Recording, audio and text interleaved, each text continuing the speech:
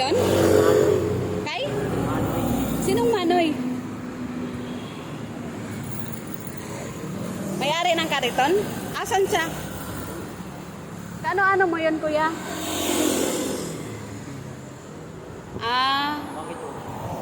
Wala. Diyan lang kayo laging nag-stay?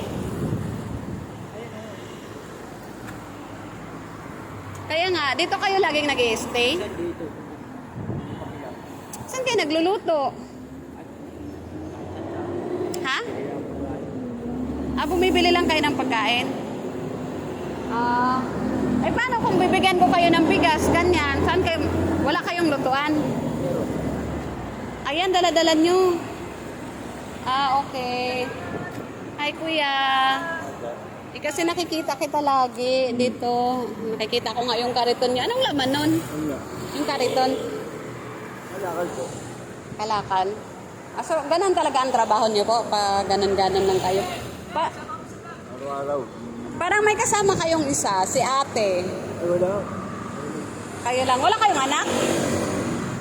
Wala kami asawa ko, nasa Pasig. Wala kayong bahay dito sa Maynila? Ay, ganun. Saan kayo nagluluto? Wala rin.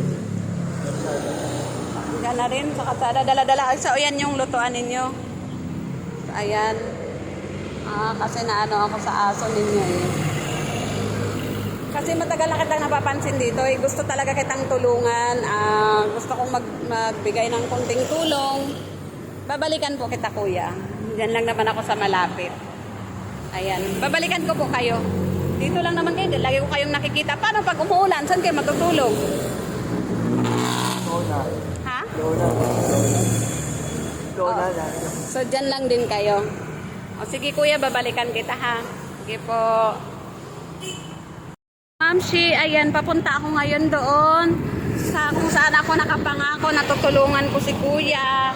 Ha? Sige. So, ayan. Ayan, si kuya mukhang paalis na. Ayun, ang bigat mga mamshi. Mga mamshi, ito si kuya. Ito yung aking tutulungan. Ayan, binalikan ko siya. Hi, kuya. Natatakot ako sa aso mo. Yung aso mo, nangangagat ba yan? Ha? So, ayan, bago ko ibigay sa kanya ang aking tulong, ayan, gusto ko rin sana munang magpasalamat kay Madam Apple.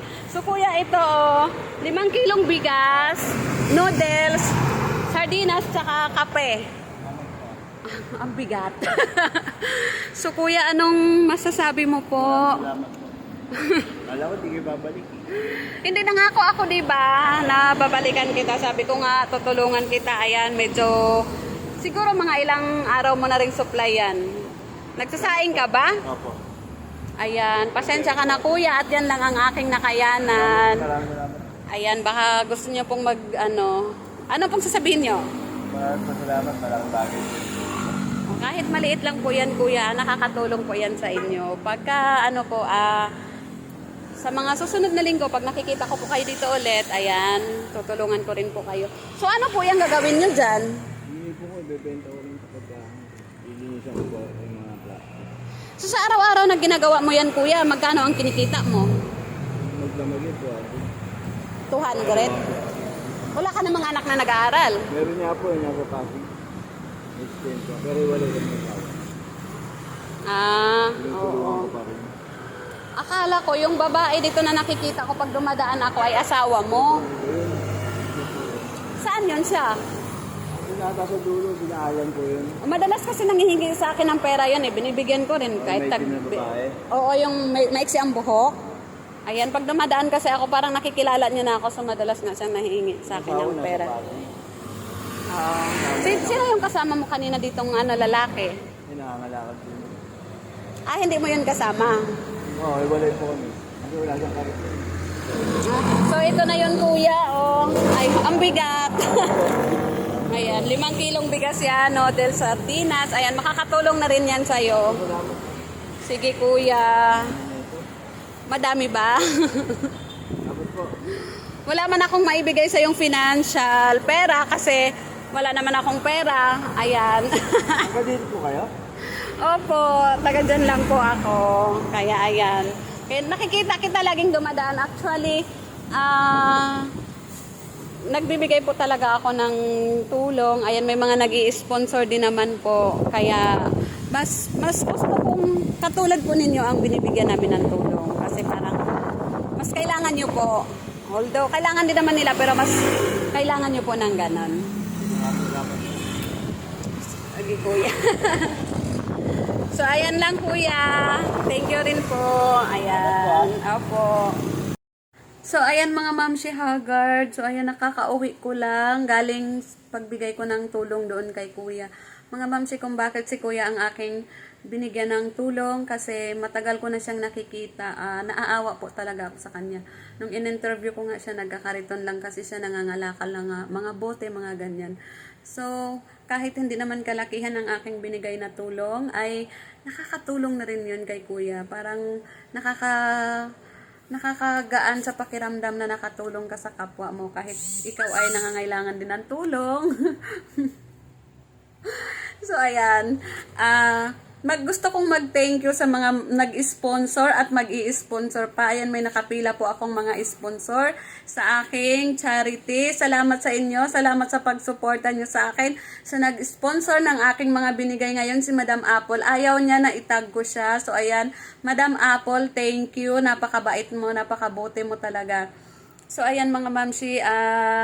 Sana, ma-inspired ko kayo sa mga nakakaluwag naman dyan. Kung may time naman tayong tumulong sa mga kapwa natin na nangangailangan talaga ng tulong, wag po tayong magdalawang isip na tumulong.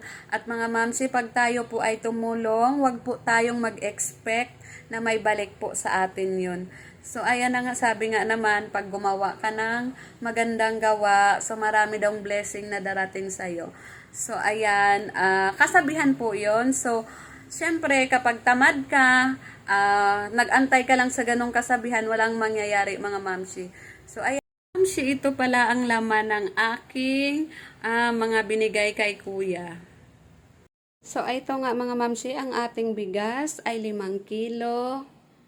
Ayan, mga mamsi, para tinimbang ko talaga siya para walang daya. Ayan, mga mamsi, 5 kilo. Ito po, noodles, 10 noodles mga mamsi, tsaka kape. Ayan po, sardinas. Mga mamsi, binalatan ko na yan kasi mag-i-sponsor sa akin ang Mega Sardines. Kaso wala pa silang deliver. Kaya, ayan, bumili muna ako sa palengke. So, ayan. So, ayan. Ang sarap lang mga mamsi sa pakiramdam na makatulong ka sa kapwa mo na nangangailangan. So, ayan. Kape. Ang mga mamsi, na-interview ko kasi yung bibigyan ko nito nung isang araw pa. Nagkakariton lang sila mga mamsi, so wala silang bahay. Kaya, yan, bibigyan ko sila. Tutulungan, ang bigat. Tutulungan ko sila mga mamsi. Ayan po, ang aking, ang salamat din po pala sa nag-sponsor ng aking charity. Ayan si Madam Apple. Thank you Madam Apple. Ayaw niya na itag ko siya. Kaya, ayan, shout out ko na lang siya. Madam Apple, thank you. So, ito na yon. Ito na yung mga binili ko.